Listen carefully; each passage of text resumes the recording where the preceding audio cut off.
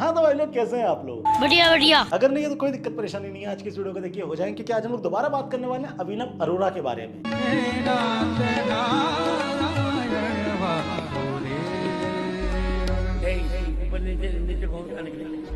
So guys जैसा आपको पता होगा लगभग 1-1.5 महीने पहले हमने अभिनव अरोड़ा के ऊपर एक वीडियो बनाई थी जिसको आपने काफी सपोर्टिवली लिया था। हमारी वीडियो के बाद अभिनव के ऊपर कई वीडियोस आई और उनमें से कुछ वीडियो इतनी ज्यादा एक्सपोज वाली थी जिसकी कोई हद नहीं। मतलब जेन्युइनली गाइस कुछ वीडियो में तो अभिनव इस तरीके से एक्सपोज हुआ कि आज की डेट में वो इंटरनेट का सेंसेशन बन गया है। तो आज की डेट में आप कोई भी सोशल साइट उठा के देख लो, आपको अभिनव अभिनव अभिनव ही देखने को मिलेगा। अगर आप इंस्टाग्राम खोलेंगे तो वहां इसके मीम्स देखने को मिलेंगे, आप यूट्यूब खोलोगे तो आपके ब्राउज फीचर में इसकी वीडियोस आ जाएंगी। मतलब कुल मिला के आज की डेट में एक सेंसेशन बन गया। अब ये क्यों बना है, कैसे बना है और साथ ही साथ इसकी और गलतियां जिसको अभी तक हाईलाइट नहीं किया, आज के इस वीडियो में हम उसको एक्सप्लेन करेंगे और हाईलाइट भी करेंगे। साथ ही साथ इस वीडियो में हमने कुछ लोगों के बारे में और बात की है जिसके बारे में अभी तक किसी ने बात नहीं की है, तो इसीलिए इस वीडियो को एंड तक देखिएगा। ये वीडियो काफी ज्यादा इंटरेस्टिंग और इन्फॉर्मेटिव दोनों होने वाला है। मेरे ख्याल से वीडियो का इतना और भी काफी होगा। वीडियो को शुरू करते हैं, तो चलो भाई।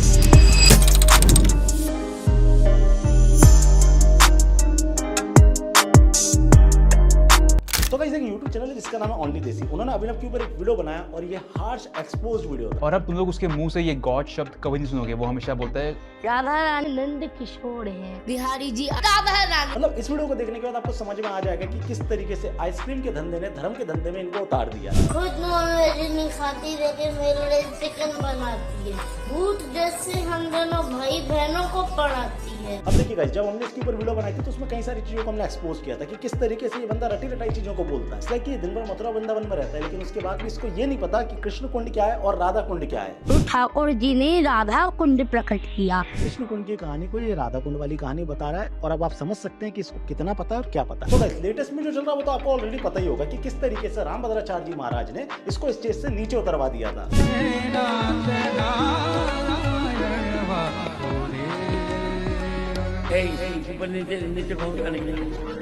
राजा रामचंद्र भगवान की। आप पर नीचे जाओ, इनको करो नीचे, पहले इनको मर्यादा है मेरी। अब गाइस जैसे ये वीडियो वायरल हुआ था ना, बहुत सारे लोगों के बहुत अलग अलग तरीके के ओपिनियन आ रहा है। तो फॉर एग्जांपल कुछ लोग बोल रहे थे कि महाराज जी तो नेत्रहीन है, उन्हें कैसे दिख गया।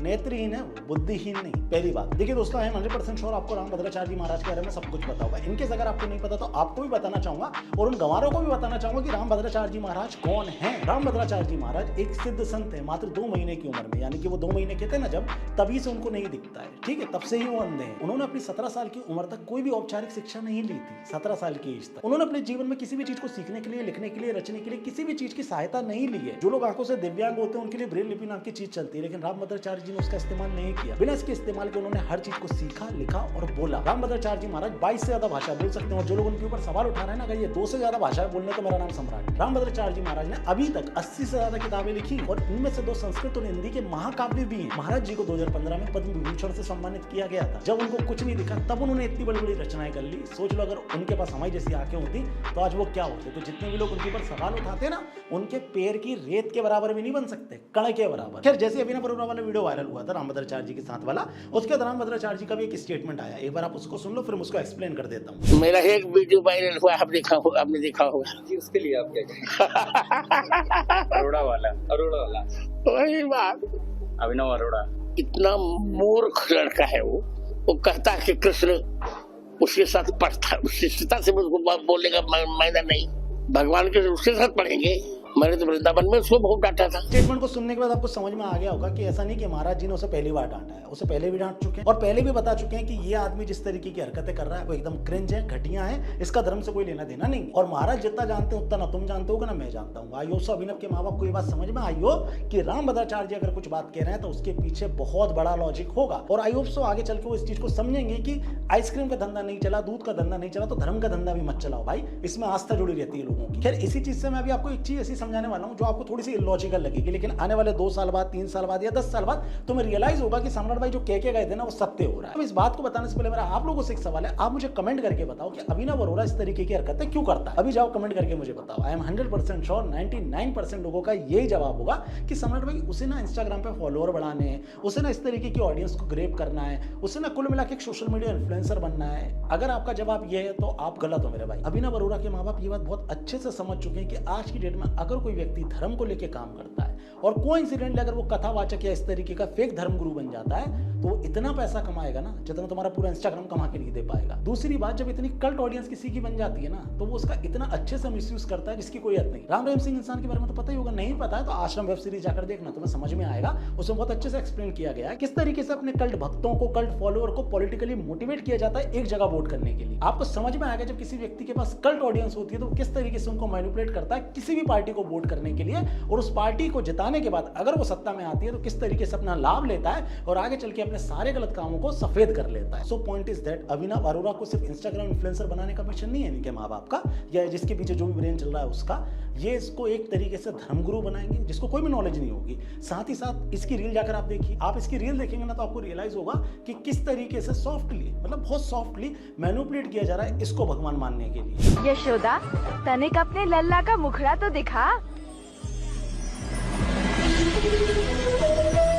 अब ऐसा नहीं कि ये सिर्फ वीडियो के माध्यम से इन्फ्लुएंस कर रहे हैं, नहीं, इनकी वीडियो का आप जब कैप्शन पढ़ेंगे तब आपको समझ में आएगा। बिहारी जी के दर्शन के बाद इन मैया से भेंट हुई, वह मुझ में ठाकुर जी के दर्शन कर भावुक हुई, उनके ये भाव देख कुछ कह ही नहीं पाया, बस उन्हें गले लगाने का मन किया। वह मुझ में ठाकुर जी के दर्शन कर भावुक हुई, मतलब क्या मतलब यार, समझ में आ रहा होगा क्या बोलना चाह रहा हूँ।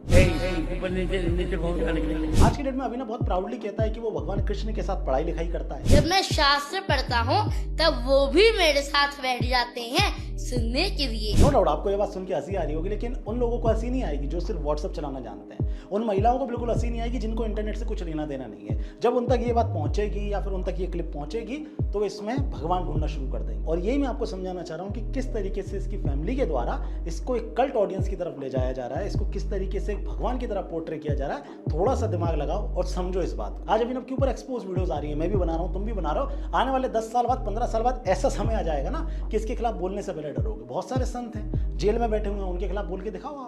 आप जानते हो कि वो बलात्कार के केस में अंदर है, लेकिन उसके भी आप उनके ऊपर नहीं बोल सकते क्योंकि उनकी जो कल्ट ऑडियंस है वो आपके घर के बाहर आ जाएगी धरना देने। इनफैक्ट वो कितना कुछ कर सकते हैं मुझे बताने की जरूरत नहीं। आई होप सो आपको इतने में समझ में आ गया होगा कि सम्राट भाई क्या समझाना चाह रहा है। खैर तो गाइस, अभिनव के ऊपर मेरा सिर्फ इतना ही ओपिनियन था। आपका क्या ओपिनियन है मुझे कमेंट करके जरूर बताइएगा। मैंने अभिनव के ऊपर कई सारी वीडियोस बनाई है और ऑलरेडी कई बार इसके बारे में बात कर चुका हूं, तो ये कैसा है क्या है ये आपको ऑलरेडी पता ही होगा अगर आप मेरी ऑडियंस हैं। इनकेस अगर आपको मेरा ओपिनियन गलत लग रहा है तो थोड़ा सा वेट कर लो, क्योंकि ऐसा नहीं है मैंने मन से ओपिनियन दे दिया। बहुत रिसर्च करी है, बहुत सारी केस स्टडीज को पढ़ा है और साथ ही साथ बहुत सारे इंटेलेक्चुअल लोगों से बात की है। उसके बाद मैं इस जगह पे पहुंचा हूं कि आने वाले 10 साल बाद, 15 साल बाद इसको भगवान मान लिया जाएगा। खैर इतनी ओपिनियन था मेरा अभिनव के ऊपर। आपका क्या है प्लीज वीडियो रोक के कमेंट करके मुझे जरूर बताइएगा। अब अपन चलते हैं दूसरे लोगों पे, यानी कि उन दूसरे बच्चों पे जिनके माँ बाप उनके साथ अत्याचार कर रहे हैं और कुल मिला के उनका यूज कर रहे हैं। मैं वीडियो को आगे बढ़ाने से पहले धन्यवाद कहना चाहूंगा अपने स्पॉन्सर को जिन्होंने इस वीडियो को स्पॉन्सर किया। मैं अब आपका बस 1 मिनट लूंगा, अगर आप चाहें तो मेरे स्पॉन्सर को देख सकते हैं, otherwise you know so guys Diwali आ रही है तो कहीं ना कहीं हम सबको रिवॉर्ड चाहिए होते हैं, मुझे भी चाहिए होते हैं। और मैं रिवॉर्ड्स पाने के लिए पता है किसको इस्तेमाल कर रहा हूँ? बिनोमो को। अब तुम पूछोगे ये क्या है, तो आओ तुम्हें बता देता हूँ। सो गाइस अगर आप लोग ट्रेडिंग में इंटरेस्टेड है या फिर ट्रेडिंग को सीखना चाहते हैं तो मैं आपको एक प्लेटफॉर्म रिकमेंड करूंगा जिसका नाम है बिनोमो। बिनोमो इंडिया का सबसे बड़ा ट्रेडिंग और इन्वेस्टमेंट प्लेटफॉर्म है। और अगर आपको ट्रेडिंग नहीं आती है तो कोई दिक्कत परेशानी नहीं है, यहाँ पे आपको मिलता है डेमो अकाउंट भी जिसमें आप इजीली ट्रेडिंग की प्रैक्टिस कर सकते हैं और ट्रेडिंग को सीख सकते हैं। तो चलिए गाइस अब मैं आपको एक बार ट्रेड करके दिखाता हूँ। सो गाइस मुझे ऐसा लगता है कि जो ट्रेड है ना वो ऊपर की ओर जाएगा, इसलिए मैं अपसाइड ट्रेड को सिलेक्ट कर लेता हूँ। हमें लगभग 30 सेकंड का वेट करना पड़ेगा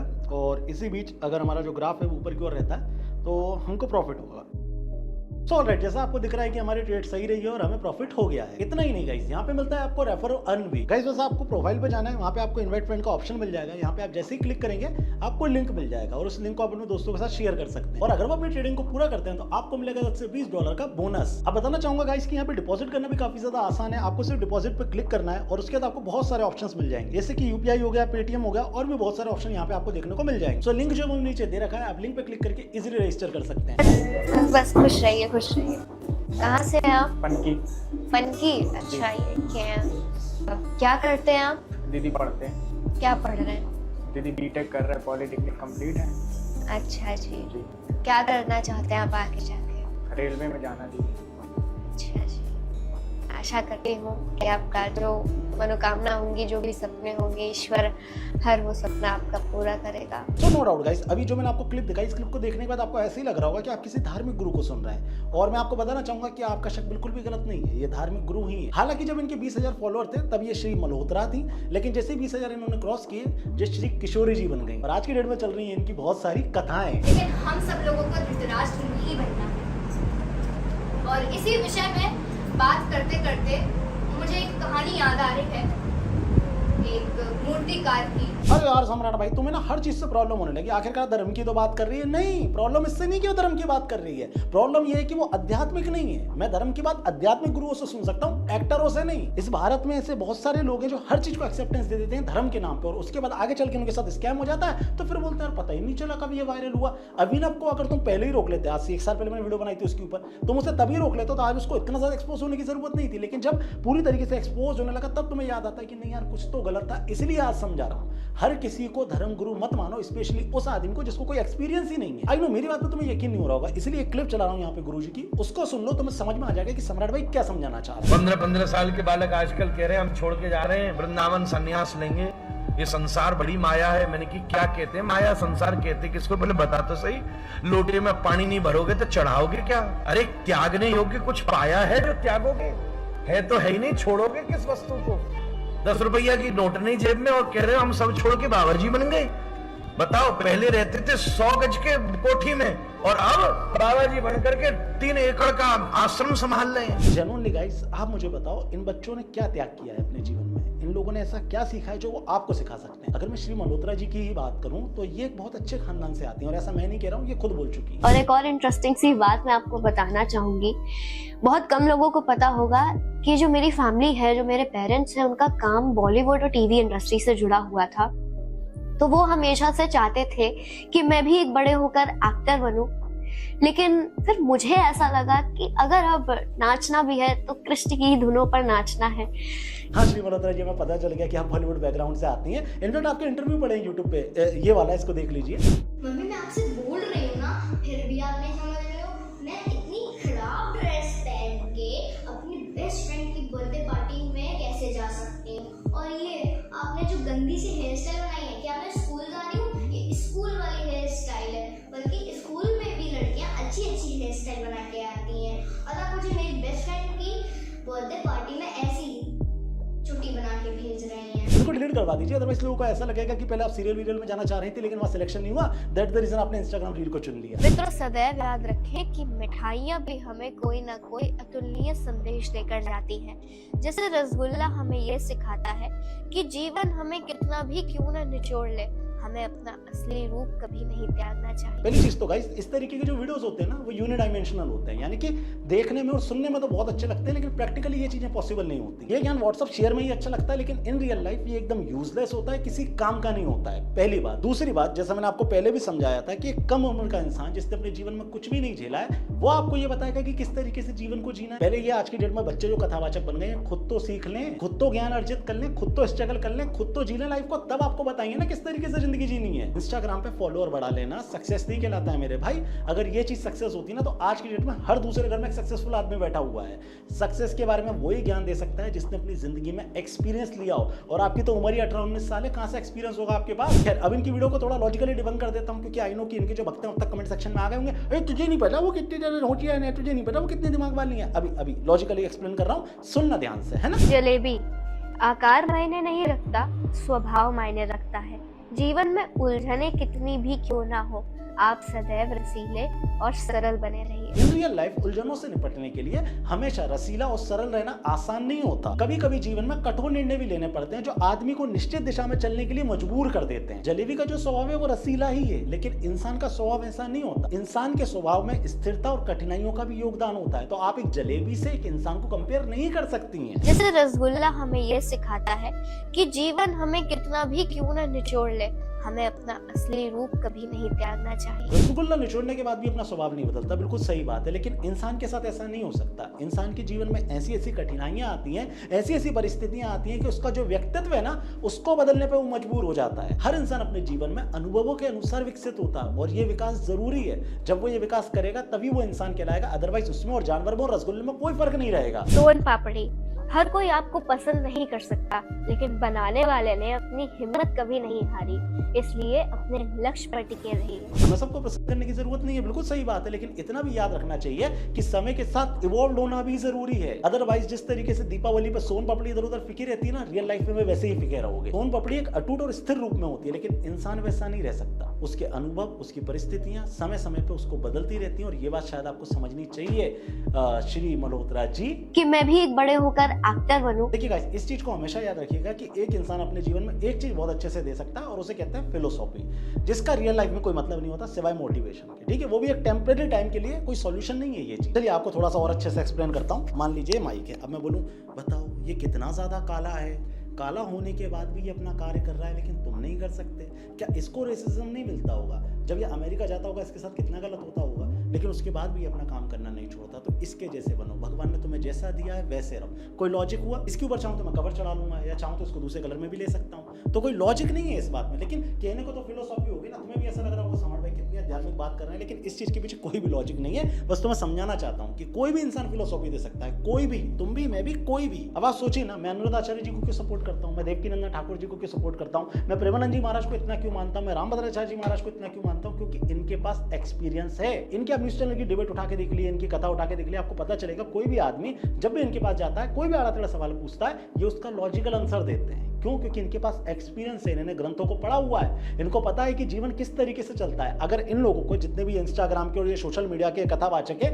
इन्हें मैं रियल लाइफ में बिठा दूं, रियल डिबेट कर लूं इनके साथ, तो इन्हें दो चीजें पता नहीं होंगी। इस वीडियो को मैं रिकॉर्ड कर रहा हूं, क्या लग रहा है आपको मैं ये एकदम नेचुरली बोल रहा हूं? नहीं, ऐसा नहीं है। ये बगल में मेरी स्क्रिप्ट रखी है, इसको पढ़ रहा हूं मैं, इसके साथ ही साथ बहुत बार कट ले रहा हूं। ये वीडियो 1.5 घंटे का बन रहा है, उसके बाद आपको 10 से 15 मिनट का देखने को मिल रहा है। तो point is that behind the camera में कुछ भी बोल सकता हूं, लेकिन फ्रंट कैमरा में अगर मेरे पास नॉलेज है तो मैं रियल आदमी हूं। अदरवाइज ये फेक दुनिया है जिसमें आप जी रहे हो और आप इन्हें फॉलो कर रहे हो। बस खुश रहिए, खुश रहिए। देखिए, मैं अपने आप को डिफेंड नहीं कर रहा हूँ, बस सिंपल वे में समझा रहा हूँ। मुझे श्री मल्होत्रा जी से कोई दिक्कत परेशानी नहीं है, लेकिन जिस तरीके का ये काम कर रही है, आई एम 100% श्योर आज नहीं तो कल ये एक्सपोज होंगी, क्योंकि ये इन द एंड एक एक्टर है। अब देखिए, नो डाउट अभी इनके जो भक्त हैं वो मेरे कमेंट सेक्शन में आ गए होंगे, वो ना बहुत अच्छा काम करती है इस जीवन में, हर दूसरे व्यक्ति अच्छा काम कर रहा है। मैं ये चीज बताना नहीं चाह रहा था, लेकिन मैं जानता हूँ अगर ये मैं बताऊंगा नहीं तो मैं गलत साबित हो जाऊंगा, इसलिए बता रहा हूँ। इसलिए ध्यान से सुन। श्री मल्होत्रा जी इंस्टाग्राम पे कंटेंट बना रही हैं, अपना एक एनजीओ चला रही हैं और बहुत अच्छा, लोगों की मदद करनी चाहिए, लेकिन यही मैं समझाना चाहता हूँ हर आदमी कर रहा है, मैं भी करता हूँ। मेरे एनजीओ में जो लड़के काम करते हैं, पता आपको उनकी उम्र कितनी? किसी की 16, किसी की 17, किसी की 18। और मैं आपको बताना चाहूंगा कि उनमें से कोई भी व्यक्ति मेरे से सैलरी नहीं लेता है। जेन्युइनली गाइस,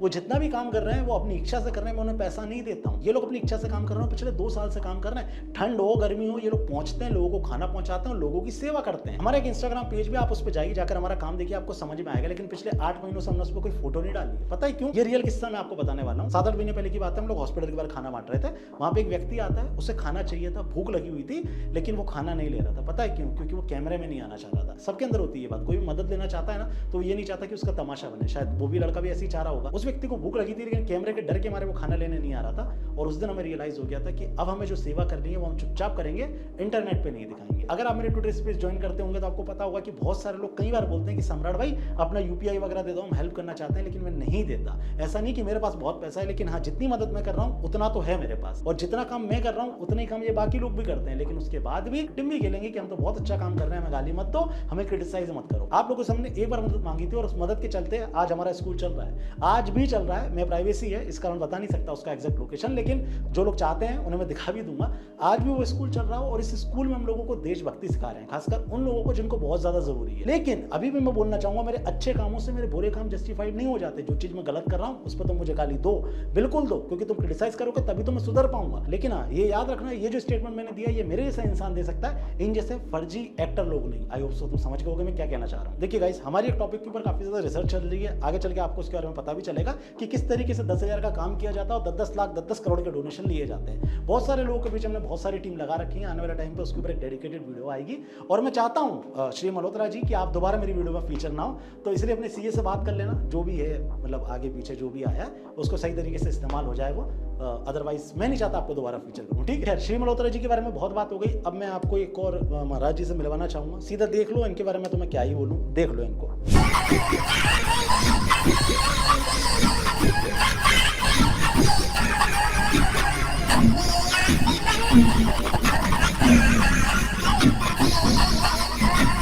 क्यों महाराज, मैं जानता हूँ गाइस, ना मेरे बोलने से कोई रुकने वाला है, ना तुम्हारे देखने से कोई रुकने वाला है। बस हाथ जोड़ के विनती है इनके माँ बाप से, जितने भी ये बच्चे आज की डेट में ऐसा कंटेंट बना रहे हैं, भक्ति धर्म मत लाओ बीच में। धर्म है वो हमारा, हम उसमें बिलीव करते हैं। आज सोचिए ना कि हमारे धर्म में एक्सेप्टेंस क्यों हो रही, हमारे धर्म में तुम क्यों कार्टून बनाते फिर रहे हो लोगों को, हमारे धर्म में क्यों भगवानों को तुमने खिलौना बना लिया, हमारे धर्म के बच्चे क्यों ज्ञान देने लग रहे हैं, क्योंकि इन दी एंड हमने इन सारी चीजों को एक्सेप्ट कर लिया है, जो कि गलत है मेरे भाई। मुझे नहीं पता कि मैं किस तरीके से आपको समझाऊं, बस इतना बताना चाहूंगा कि ऐसी चीजों को एक्सेप्ट मत करो, तुम एक्सेप्ट करते जाओगे, रोज नए धर्म गुरु इस तरीके के पैदा होते जाएंगे और इनके माँ बाप कुछ पैसों के लिए, कुछ फेम के लिए इनका इस्तेमाल करेंगे और हमारे धर्म को हानि होगी। इस बात को समझिए। आई होप सो आपको ये बात समझ में आ रही होगी दोस्तों। मेरे पास और शब्द नहीं है ये चीज़ बताने के लिए, बस इतने पे अपनी वीडियो को खत्म करना चाहूँगा। बहुत दुखी होकर इस वीडियो को बनाया क्योंकि इन अपने ही लोग हैं, उन्हें टारगेट करना पड़ रहा है और कहीं ना कहीं दुख होता है। खैर, मैंने पिछली वीडियो में बताया था कि मैं अपने लोगों के बारे में ज़्यादा बात करना चाहता हूँ, अपने में जो गलतियाँ उसको ज़्यादा हाईलाइट करना चाहता हूँ। बाकी जगह पे क्या हो रहा है मुझे बताने की जरूरत नहीं। किस तरीके से एक बच्ची को आने वाला टाइम में खैर जरूरत पड़ी तो वही बताया जाएगा। अभी मैं उनको फीचर नहीं करना चाहूँगा इस जगह पे, क्योंकि यहाँ मेरा सनातन धर्म की बात हो रही है और इससे बड़ा मैं किसी को मानता नहीं और इसके बराबर भी किसी को नहीं मानता। दैट द रीजन एक चीज़ के बारे में हमने बात करी। अगर वीडियो पसंद आई, वीडियो को लाइक करें, शेयर करें, कमेंट करके मुझे अपना ओपिनियन दें। साथ ही साथ दिवाली आ रही है गाइस, तो ट्विटर पे गिव अवे स्पेस हम करेंगे जैसा हम करते रहते हैं। तो आइए आप, मैं कब करूँगा ये नहीं पता, आप ट्विटर पर आकर फॉलो कर लीजिए, आपको अपडेट वगैरह मिल जाएगी। पिज़्ज़ा खाना हो, सोन पापड़ी खाना, जो भी खाना वो खिलाएंगे सम्राट भाई, सबको नहीं, लिमिटेड लोगों के साथ करेंगे अपन गिव अवे। अपनी यूपीआई वगैरह रेडी कर लेना और आ जाना ट्विटर पे, ठीक है। बाकी तो सब सेट है। सम्राट भाई बेस्ट हैं, बोलो मेरे साथ जय श्री राम। वीडियो कैसा लगा कमेंट करके मुझे जरूर बताना। मिलते हैं नेक्स्ट वीडियो में। बढ़िया बढ़िया।